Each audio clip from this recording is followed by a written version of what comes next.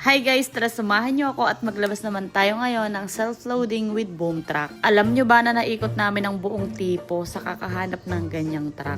Ang hirap hanapin ng self-loading with boom truck na 3-section tapos hijacker. Ang hirap hanapin ng combination na ganyan. As is lang namin kinuha yung unit tapos kami na lang yung magre-recon dito sa bahay. 6HH1 naman yung makina niya. At dito nga pala namin yan nilabas sa Kibolangka. Bali, ang nag-refer nga pala sa amin dito is si Sir Bong from Apollo. Tapos ayun, nagbaka sakali lang kami at meron nga pala dito. At thank you nga pala kay Ma'am Mori at kay Sir Irshan sa pag-assist sa amin. Nga pala nung nailabas nga pala namin itong boom truck, wala siyang winch. Baka po may available kayo dyan or baka may kakilala kayo nagbebenta ng winch, PM po kayo sa akin. Ayan, feeling ko nga makakapagbiyahe na talaga kami ngayon ng mga tawid dagat. Kaya sana kapag okay na tong aming boom truck ay suportahan nyo pa din kami. At wala nga kaming maisip na pangalan dito sa aming boom truck. Baka naman may maisasuggest kayo dyan. Pero itong unit nga pala na to ay hulugan at sa Oryx Metro kami naka-finance. Kaya ayan, thank you nga pala kay Sir Randy sa Oryx San Miguel. Bali, ito nga pala yung loob ng truck namin, wala siyang higaan. Kaya ang planong gawin na lang dyan ni Daddy Alvin, ipapalitan na lang niya yung upuan. Ipo-convert niya yung upuan ng floating, ililipat niya dito para na-fold at pwedeng higaan. Iliwanagin ko lang po na hindi naman po kami nakikipagkompetensya. Kagaya nyo lang din kami na gustong kumita at magnegosyo. Ayun lang, salamat po.